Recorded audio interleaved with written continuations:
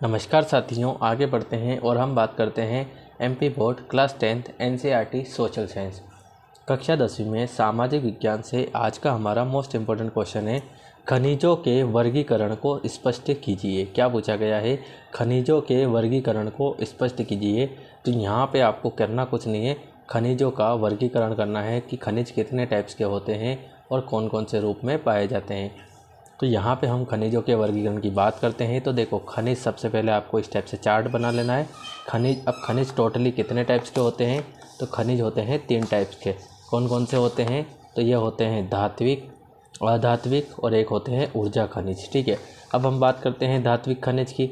तो धात्विक खनिज कौन कौन से होते हैं? लोह धातु है, अलोह धातु है और बहुमूल्य खनिज। जो धात्विक खनिज होते हैं वो भी 3 टाइप्स के होते हैं। तो यहाँ पे तीनों टाइप्स आपको दिखा दी गई है। ठीक है गाइस, सबसे पहले खनिज आप लिखेंगे। खनिज का वर्गीकरण कुछ इस प्रकार चार्ट बना के हमने किया है।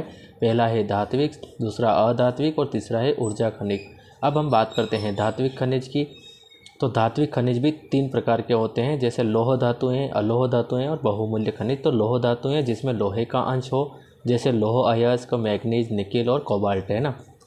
ये जो होती है ये धात्विक खनिज कहलाते हैं, लोह धातुएं कहलाती है और ये धात्विक खनिज के अंदर आते हैं। ठीक है, उसके बाद हम बात करते हैं अलोह धातुएं, जिसमें लोहे का अंश नहीं होता है, उसे अलोह धातु कहते हैं। ठीक है, जैसे तांबा, सीसा, जस्ता आदि, है ना, इस टाइप से। उसके बाद हम थर्ड देख लेते हैं बहुमूल्य खनिज, है ना। बहुमूल्य खनिज कौन कौन से? जैसे सोना, चांदी, प्लेटिनम, ये चीज़ें बहुमूल्य खनिज होती है, बहुत ज़्यादा जो है महंगी होती है ना। तो ये धात्विक खनिज के अंदर आते हैं। अब बात हम करते हैं अधात्विक की। तो अधात्विक जैसे क्या हो जाएगा? अभ्रक, नमक, पोटाश, सल्फर, चूना पत्थर, संगमरमर आदि।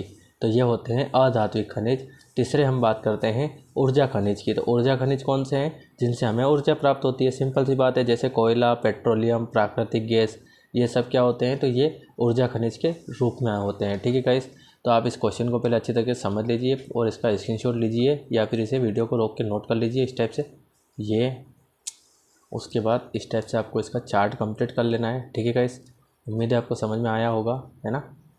मिलते हैं अगले वीडियो में अगले क्वेश्चन के साथ, तब तक के लिए थैंक यू।